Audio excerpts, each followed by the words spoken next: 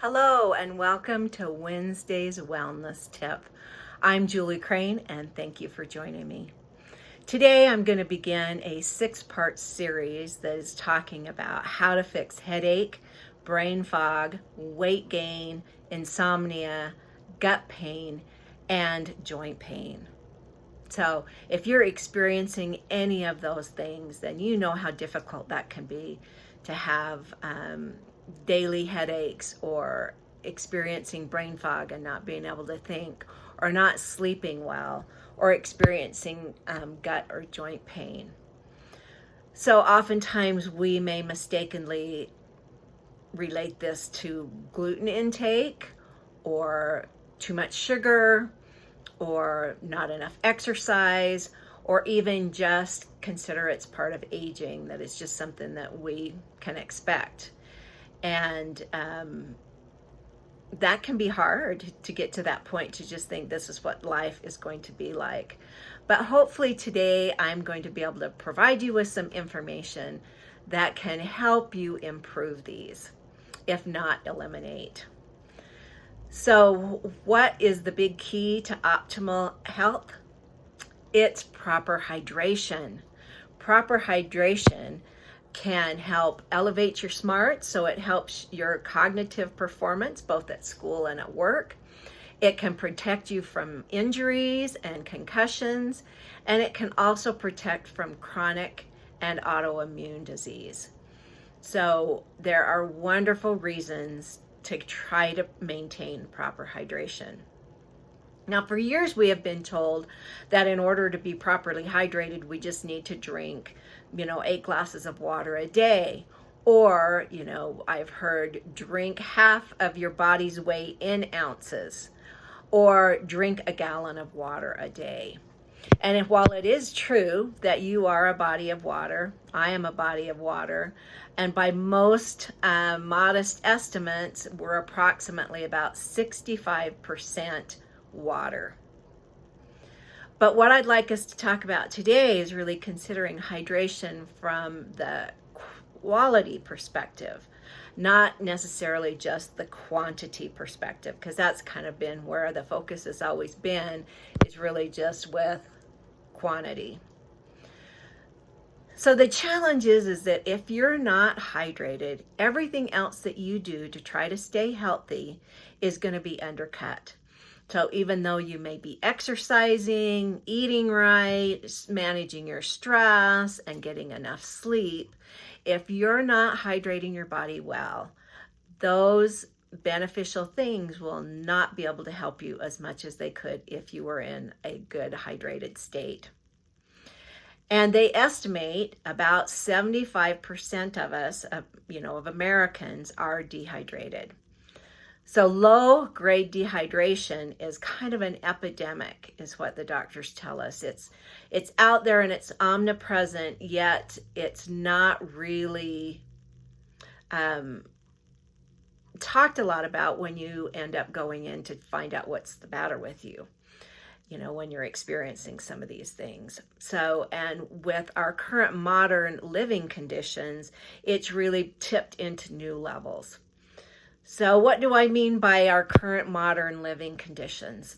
Well, the things that we experience right now that are really causing issues with our hydration is that we tend to eat salt-heavy, moisture-lacking processed foods. Now, all of these cause our bodies to work really hard in order to try to metabolize these types of foods. And it takes extra hydration in order to metabolize them properly.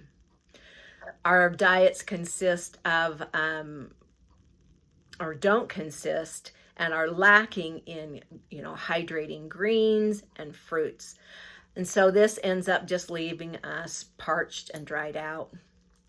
We're exposed to fluorescent and LED lighting, to dry heat, and to air conditioning. All these things are very drying environments. And we're surrounded by electronic devices. So all of these contribute to being in a dehydrated state. And another thing that we often don't consider are over-the-counter and prescription medications. Many of the medications taken to reduce pain reduced stiffness, allergies, or other chronic conditions are also often very dehydrating. So there's a long list of medications that have been reported to the FDA that cause clinical dehydration. And you might even be on one right now. But some of the most common ones that are used are like Sudafed or Benadryl for allergies, aspirin or acetaminophen, for headaches or joint pain, and Xanax and Ambien that are often taken for sleep. So if you're on any of these medications, there is a higher likelihood that you're dehydrated. And I would imagine that when you started taking these, there probably wasn't anyone that said to you, make sure and take extra water with that. So you add in another surprising source of dehydration, which is lack of movement. So lack of movement slows down the water delivery into our cells, and it also slows down that outflow of waste particles out of our cells. So all that sitting that we do, usually in stale, artificial office air or while riding in cars for hours, is literally dehydrating us by slowing down our body's flow of water and energy. And one of the worst environments is on an airplane. So on an airplane, the moisture in the air tends to be very low. We're sitting the whole time. We're not hydrating and we're not really drinking, partly probably because we don't want to have to get up and climb over people to get to the bathroom, but it's also not offered, other than every few hours they'll give you like 8 ounces, and so that's just not enough. And so that's something to really be cognitive about. And oftentimes what we feel as jet lag really isn't what we commonly attribute it to, but it's actually more due to dehydration. So anyway, we live in a chronic level of dehydration. And what this shows up looking at, like for us, is often fatigue, lack of focus, lowered mood, poor sleep, and excess weight. So the challenge is that these effects of chronic low-grade dehydration, they're real, and they can be potentially very debilitating. And they can also be linked to many common ailments. So the cues are, or what you may notice, are afternoon fatigue, decline in cognitive function or just inability to think, foggy thinking, headaches, lack of focus, weakness and fatigue. You might be experiencing urinary tract infections or constipation. And the disorders that come about from this dehydrated state, they may surprise you, but they do include sleeplessness. So if you're dehydrated, you're not going to sleep as well or as deep. Decreased immunity, so you'll be experiencing more colds and flus. Joint pain, heart disease, dementia, including Alzheimer's, and chronic diseases such as fibromyalgia and type 2 diabetes that are, autoimmune diseases, and also acid reflux. So again, what we want to remember with water is it's not just quantity, but it's quality. And it's about absorption. It's about being able to get the cells to actually absorb the fluid that we take in. So counting on water to do this alone and to hydrate your body is inefficient. It's not enough. And if you're just drinking more and more water, it can actually hurt you. Drinking too much water can actually flush out the vital nutrients and electrolytes from your cells and tissues, which will ultimately harm your health and limit your body's ability to perform. So the key is to add more hydration into your diet, not just through water, but also through plants. So this includes fruits, vegetables, seeds, nuts, and other hydrating foods. And what you'll see is the benefits of this is for kids, you're going to see better moods and better ability to learn. For athletes, they're going to perform better. They'll be faster and stronger. For those that have health issues, such as what we've talked about, the headache, the bloating, and even the chronic disease, is it's going to alleviate symptoms. Normally I don't have problems with that word, but it will alleviate symptoms, and it can recharge your vitality and life force. And for the elderly, it can actually be life-saving. So are you dehydrated? Are you one of the 75% that we're talking about? Well, let's go through a quick self-assessment to determine if hydration is affecting you. So I'm going to go through a list of questions, and I just want you to think and be honest with yourself, whether you would answer this with yes or no. So question number 1, do you notice that you can't seem to lose weight even when you're trying? Do you notice increased thirst? Do you feel constipated? Do you notice a decrease in your urine output? Do you feel bloated? Do you notice brain fog? Do you have afternoon fatigue? Do you struggle with daytime sleepiness? Do you notice any dizziness? Do you experience poor sleep? Do you feel muscle stiffness? Do you feel joint pain? Do you have headaches? Do you have dry skin? Do you often have chapped lips? Do you notice if your eyes feel dry? Do you notice if your mouth is dry? Do you notice if you have bad breath? What about if your throat is dry? Do you feel like you need to drink more water? Well, if you answered yes to any of these questions, your body may be signaling to you that it needs hydration.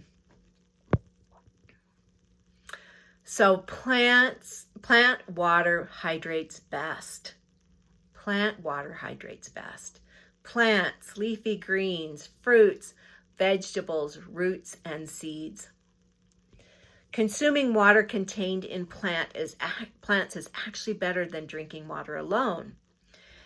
And it is already purified, alkaline, pH perfect, mineralized, full of nutrients. It's structured, and it's energized to absorb easily into the cells. Now you might have been thinking, wait a minute, what'd she say about structured? Yes, there's something new that's been discovered called structured water, and we're going to talk about that in one of the future parts of this. So look forward to learning more about that. Studies on this are new, but there is clinical work that's showing exciting results. They're finding that when people are properly hydrated, that their energy levels soar, their body functions improve in every way. It prevents weight gain, slows the aging process. So here is your fountain of youth, and it protects against disease. So I just wanted to share with you a little quick, get started quick kind of plan. So in order to drink for maximum absorption and get it cleared onto the cells, start with this. So when you first wake up in the morning, drink 8 to 16 ounces of water with a pinch of healthy sea salt. So again, healthy sea salt, not table salt, and a squeeze of like a half a lemon or a full lemon, whichever is your preference. And what I like to do actually after I squeeze the lemon is I'll drop the lemon into my water and let it sit 5 to 10 minutes so that it will actually absorb the essential oils coming off from the lemon peel. So again, drink 8 to 16 ounces of lemon salted water in the morning, and then drink at least one healthy fruit and vegetable smoothie during the day. So this would be one that would require you to get out your blender and use fresh fruits and vegetables, and not just pull one off the shelf at the grocery store or the gas station. Then you're going to want to drink 6 to 8 ounces of water before each meal. And then you want to add some movement.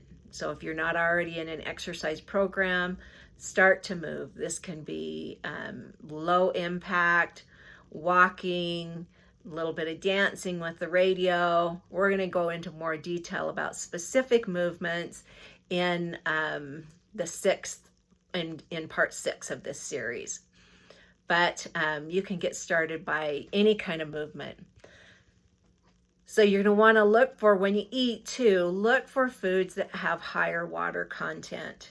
So eat more foods that have higher water content. So that's the second thing to do. And 3 is to use the movement to distribute the hydration. And this will help create more flexibility and relieve pain.